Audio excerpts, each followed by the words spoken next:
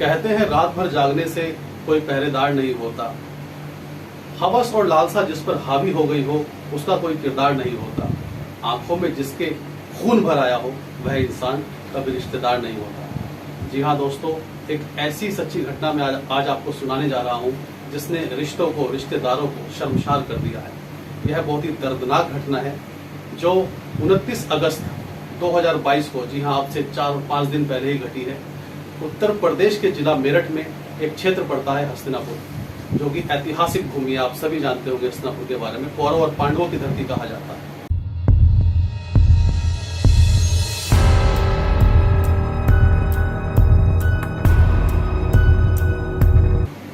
यह घटना है हस्तिनापुर की, जहां एक बैंक मैनेजर का परिवार रहता है। बैंक मैनेजर का नाम संदीप है।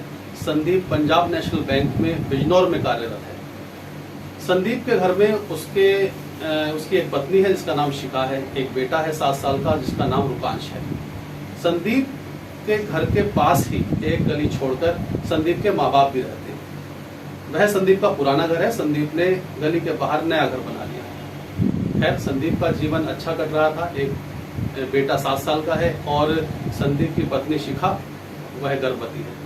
अगले महीने ही शिखा और संदीप के घर में किलकारियां गूंजने वाली है। संदीप रोज की तरह अपनी ड्यूटी जाता है और शाम को घर आ जाता है। शाम को लगभग 6 बजे का समय होता है। संदीप जब वापस हस्तिनापुर अपने घर आता है तो वह देखता है कि घर पर ताला लगा हुआ है। घर पर ताला लगा हुआ है जो कि आमतौर पर घर पर नहीं होता था। उस समय तो उसके बच्चे और बीवी उसका इंतजार कर रहे होते थे। संदीप ताला लगा हुआ देखता है तो वह थोड़ा चौंकता है कि आज ताला कैसे लगा हुआ है। तो संदीप सोचता है कि हो सकता है कि उसके बच्चे उसके मम्मी पापा से मिलने चले गए हों। तो वह अपने दूसरे घर जाता है, अपने मम्मी पापा के पास, और वहाँ जाकर पूछता है कि पापा क्या शिखा और रुकांश आए हैं। उसके पापा कहते हैं कि नहीं बेटा, यहाँ तो कोई नहीं आया। खैर वो अंदर बैठता है, उसकी माँ उसको अंदर बुला लेती है। अंदर बुला के पानी देती है और उसको चाय भी पिलाती है। कहती है कि थोड़ी बहुत देर में आ जाएंगे। खैर 15 मिनट वहाँ बिताने के बाद संदीप जो है वापस अपने घर आ जाता है। घर आता है, देखता है वहाँ फिर भी ताला लगा हुआ है। फिर संदीप थोड़ा परेशान होता है। संदीप कॉल करता है शिखा के नंबर पर, लेकिन शिखा का फोन पिक नहीं हो रहा होता। शिखा का नंबर ऑन है लेकिन शिखा कॉल नहीं उठा रही। यह जब वो बार बार कॉल लगाता है, शिखा फोन नहीं उठाती है तो वह परेशान हो जाता है। उसको लगता है कि आखिर ऐसा क्यों हो रहा है, ये तो बड़ा अनयूजुअल हो रहा है आज उसके साथ। खैर वह दोबारा अपने घर की तरफ जाता है। पापा को बताता है कि वो तो फोन मिला रहा हूँ, फोन भी नहीं उठा रही है। खैर उसके पापा आ जाते हैं, उसकी मम्मी भी आ जाती है घर के बाहर ही। ताला घर पर लगा हुआ है। आस पड़ोस के लोग भी 1-2 आ जाते हैं जो देखते हैं कि हाँ ये बाहर क्यों खड़े हैं। तो सब यही जानने की कोशिश कर रहे थे कि आखिर शिखा इस समय कहाँ चलेगी। क्या वह सब्जी लेने गई है या घर का कुछ सामान लेने गई है, जबकि रोजमर्रा के जीवन में ऐसा नहीं होता था। उस समय शिखा घर पर ही होती थी और संदीप का इंतजार कर रही होती थी। खैर समय बीत जाता है। आधा घंटा होता है, 1 घंटा होता है, 1.5 घंटा होता है। परेशान हो जाते हैं। आस पड़ोस में संदीप बैठ जाता है, लेकिन जब भी शिखा नहीं आती तो पड़ोसी बोलते हैं कि भैया आप बाहर कब तक खड़े रहोगे, एक काम करो, आ जाएंगी भाभी जी, हो सकता है आसपास गई हो, आप एक काम करो ताला तोड़ के अंदर बैठो और आपके जो बैग वैग है आप अंदर रखिए। तो खैर आस पड़ोस के लोग ताला तोड़वाते हैं। ताला तोड़ के संदीप इस मंशा से कि चलो थोड़ा आराम कर लूंगा, हालांकि परेशानी उसके माथे पर साफ दिखाई दे रही थी और पड़ोसियों को भी ऐसा कुछ अंदाजा हो गया था कि कुछ ना कुछ अनहोनी शायद हो गई है या होने वाली है। लेकिन फिर भी वो उसका हौसला बंधाते हैं और कहते हैं चलो भैया ताला टूट गया, आप अंदर बैठो, आप अंदर घर में आराम करो। खैर जैसे ही संदीप घर के अंदर घुसता है, अंदर घुसते ही संदीप जो है एकदम असहज हो जाता है। वह अंदर घुस के देखता है कि घर में सारा सामान बिखरा पड़ा हुआ है, घर में सारी चीजें अव्यवस्थित हैं, जबकि वह तो उसकी बीवी घर को बड़ा संवार के बड़ा सजा के रखती थी। संदीप अंदर चलता है, बैग रखता है और वो उसकी नज़र जहाँ जहाँ भी जा रही थी वहीं वहीं कुछ ना कुछ टूट फूट हुई थी और सारा सामान बिखरा हुआ था। संदीप बैग रखता है और बाथरूम की तरफ उसकी नज़र पड़ती है। जब बाथरूम की तरफ उसकी नज़र पड़ती है तो वह देखता है कि वहाँ पर कुछ लाल लाल धब्बे दिखाई दे रहे हैं। संदीप की बेचैनी बढ़ जाती है। संदीप थोड़ा आगे बढ़ता है और जब वह उन धब्बों को नज़दीक से देखता है तो उसे पता चलता है कि यह तो खून के धब्बे हैं। वह बुरी तरीके से डर जाता है और जैसे ही वह वॉशरूम का दरवाजा खोलता है,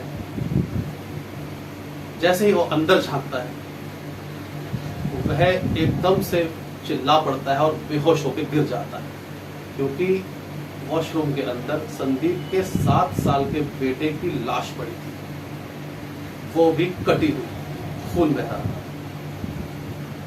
किसी ने इतनी दरिंदगी से उस बच्चे को काट डाला था। संदीप अपनी सुध बुध खो बैठता है। उसके पड़ोसी आ जाते हैं उसकी चिल्लाने की आवाज सुन के, वो किसी तरीके से उसको होश में लाते हैं पानी डाल के। संदीप जैसे ही जागता है, जैसे उसकी उसका मन जैसे वह जागता है, जैसे वह होश में आता है, तो एकदम से उसके मन में एक ही सवाल आता है कि शिखा कहाँ है, क्योंकि बेटे को तो वो देख चुका है। अब उसके मन में ये चल रहा था कि शिखा कहाँ है, उसके साथ क्या हुआ होगा। वह घर में ढूंढ मचाता है। जब वह घर में ढूंढ मचाते हुए वह अपने बेडरूम में पहुंचता है। जैसे ही वो बेडरूम में पहुंचता है, उसको अपना बेड थोड़ा सा खुला हुआ दिखाई देता है। आसपास नजर दौड़ाता है, लेकिन बेडरूम में कुछ नहीं था। लेकिन बेडरूम का जो बेड था वो थोड़ा सा खुला हुआ था। उसको लगता है कि बेड में शायद कुछ रखा है या बेड से कुछ निकाला गया है। वह बेड को खोलता है। बेड को खोलते ही वह दोबारा से चिल्ला उठता है और फिर से बेहोश होकर गिर जाता है, क्योंकि बेड के अंदर उसकी पत्नी की लाश पड़ी थी। यानी उस घर में उस दिन दहाड़े 2 हत्याएं हुई थी। जैसे कि संदीप की दुनिया ही उजड़ गई। संदीप का बेटा 7 वर्ष का, संदीप की पत्नी जो कि गर्भवती थी, अगले महीने उसको बच्चा होने वाला, वह सब इस दुनिया से जा चुके हैं। किसी ने संदीप की दुनिया, संदीप की खुशियां ही लूट ली। बदहवासी में सब चिल्लाने लगते हैं, एक दूसरे को बुलाने लगते हैं, मामले को समझने की कोशिश करते हैं, लेकिन समझ में नहीं आता। हाहाकार मच जाती है, सब रोने लगते हैं, बिलखने लगते हैं। इतने में ही पुलिस तक सूचना पहुंच जाती है। पुलिस भी मौके पर आ जाती है।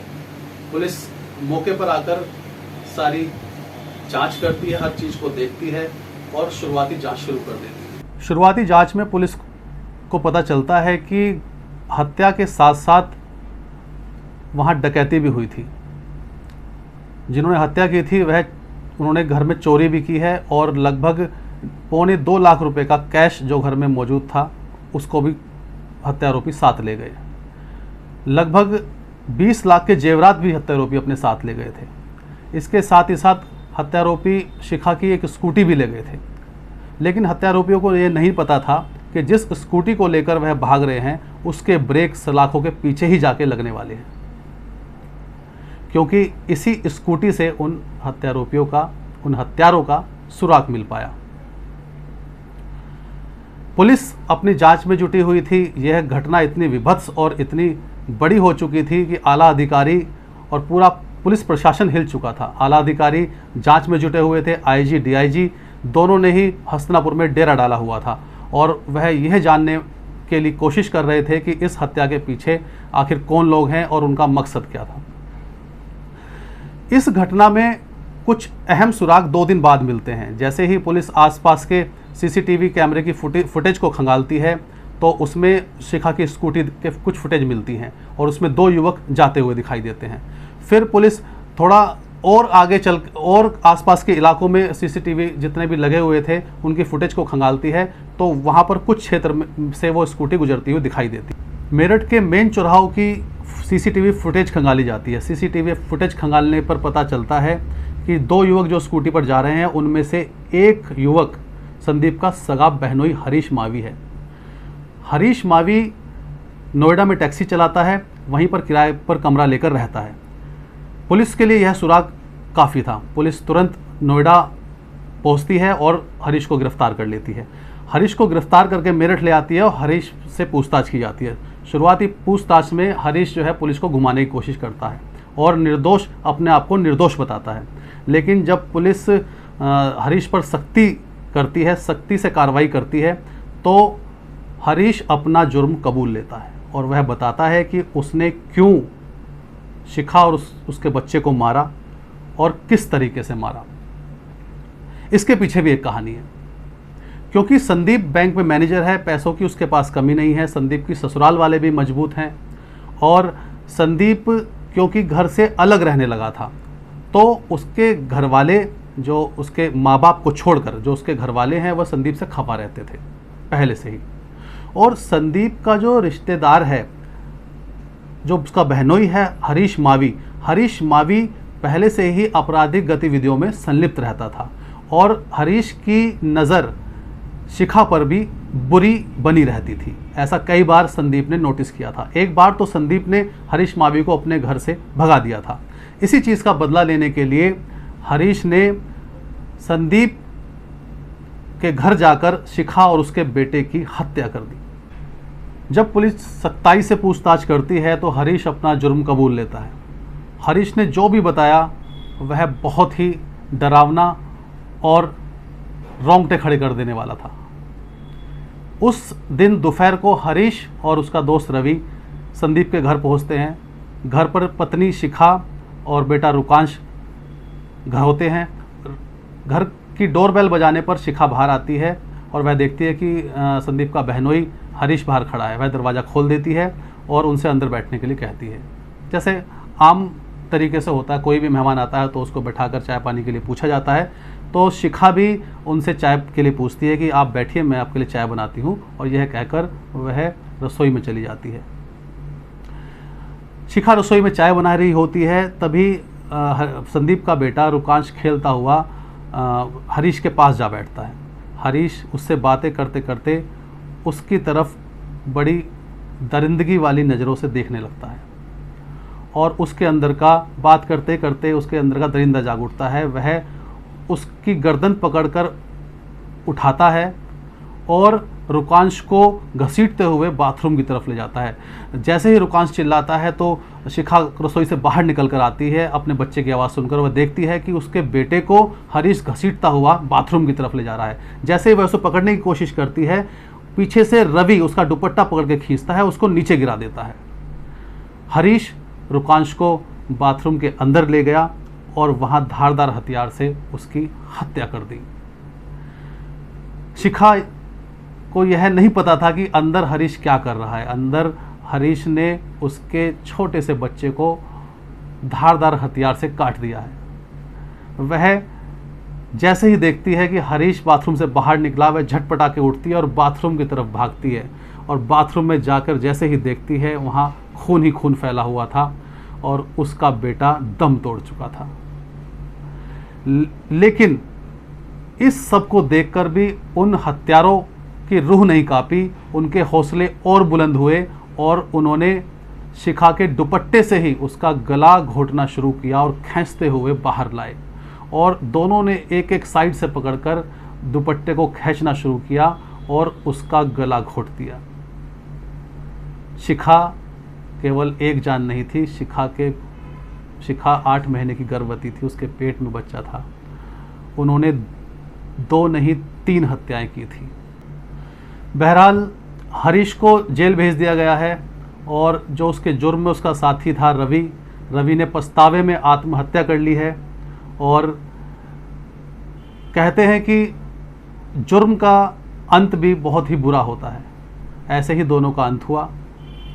आगे क्या कार्रवाई होगी, क्या सज़ा हरीश को दी जाएगी, क्योंकि रवि तो अपनी सज़ा खुद ही पा चुका है, हरीश की सज़ा तय होनी बाकी है। तो दोस्तों आप ही बताइए कि ऐसे अपराधी के लिए सख्त से सख्त क्या सज़ा दी जानी चाहिए। कमेंट बॉक्स में हमें लिखकर ज़रूर बताएं। तब तक के लिए जय हिंद, जय भारत।